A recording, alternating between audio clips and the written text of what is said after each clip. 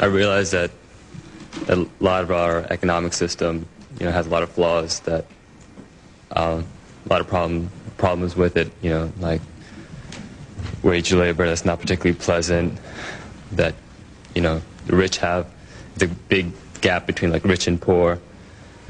But, I mean, it's together now because there's been like increasing standards of living in America, and isn't that in one way like a justification for it, the why it's still around, why capitalism, from my understanding, has triumphed and it's still strong? No, it's not. I don't think so. I mean, there was rising standards of living in slave societies. Slaves were much better off in the early 19th century than in the early 18th century. Is that an argument for slavery? Well, it's a terrible argument, I mean, any system, in fact, you could give that argument for Stalinism.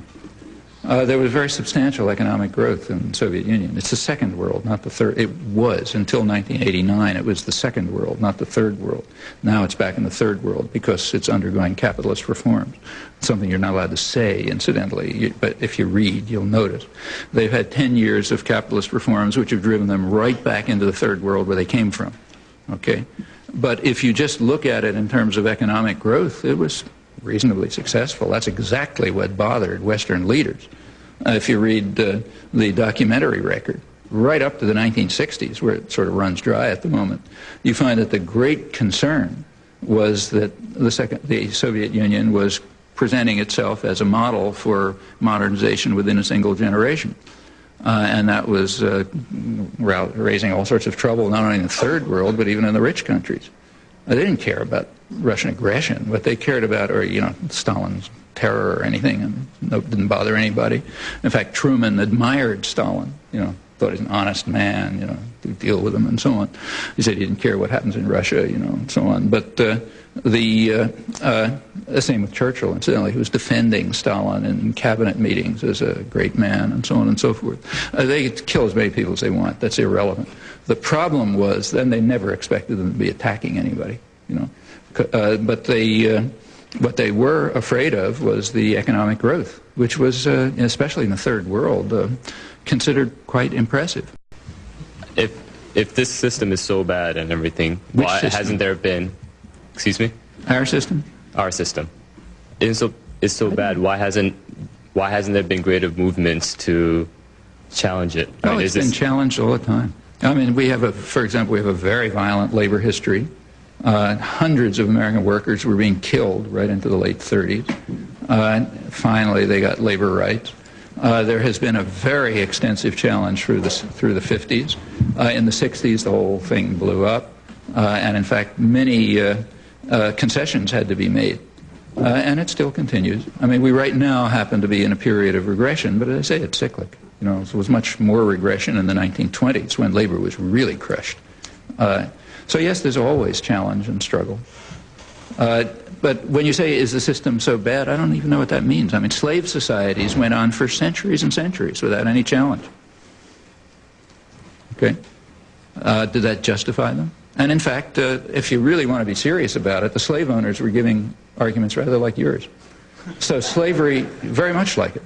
Read, say, George Fitzhugh, who was the leading spokesman for the American, South, slave owners in the South. At the time when it was becoming a serious issue, like around the 1840s, he had pretty powerful arguments in favor of slavery. What he was saying is, look, the reason you Northerners are against slavery is because you're anti-Negro racists. We are not racists. We think that you should take care of your subjects. So we treat them nicely. And we even do that on economic grounds because they're our capital. Like if I make an anachronistic analogy, if I buy a car and you rent a car, okay, and somebody comes a year later and has a look at the two cars, which car is going to be in better shape? Okay, well, mine, because I own it, so I'm going to take care of it. Not yours, because you rent it and you can just throw it away and get another one, okay? That's exactly Fitzhugh's argument. He says, look, we own people, you just rent them, so therefore we take care of them. We treat them well. We respect them. They're our capital. Besides, we have human relations with them. We're pre-capitalist. We still have human relations. You just treat them as tools under wage slavery, and they're much worse off. So we're the ones who are moral. You're the ones who are immoral. And in fact, under the slave system, if you take a look, it was reasonably efficient. Conditions were sort of improving. People lived better. Slaves lived better in 1850 than in 1750. Okay, everything you're saying could stand as a perfectly good, not only could be a good argument for slavery, but was offered as an argument for slavery. Similar arguments were given for Bolshevism, or take, say, fascism. I mean, why was Hitler so popular? Hitler was the most, through the 30s, Hitler was the most popular leader probably in German history. Well, the reason is he carried out a social revolution. People were living a lot better. I mean, like not everybody, not Jews, for example, but Germans were living a lot better. It was very successful. Hitler either understood or figured out, or his advisors did, that large-scale state expenditures could rescue a morbid capital economy from destruction. Pretty much what American business learned during the Second World War. He was doing it. And it was, the economy was booming, people were better off, and so on. Is that an argument for fascism? We've had it! We've had it! Enough! Enough! Is enough! Is enough! The dirtiest word! The dirtiest word! In corporate America! In corporate America! Is enough! Is enough! They can't get enough! They can't get enough! They weren't satisfied! They weren't satisfied! With being just filthy rich! With being just filthy rich! They wanted to be something better than filthy rich. They wanted to be something better than filthy rich.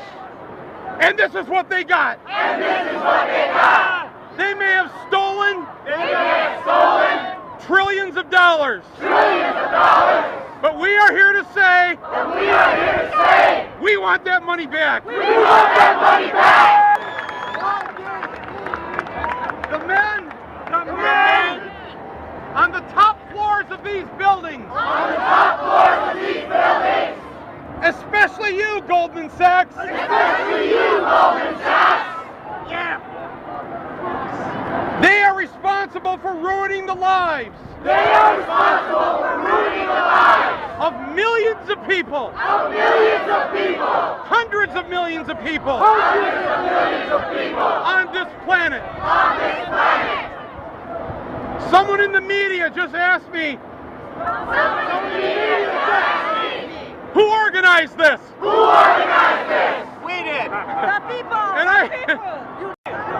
This is a historic day. This is a historic day. This movement has come together. This movement has come together. Because the people wanted it to happen. Because the people wanted it to happen.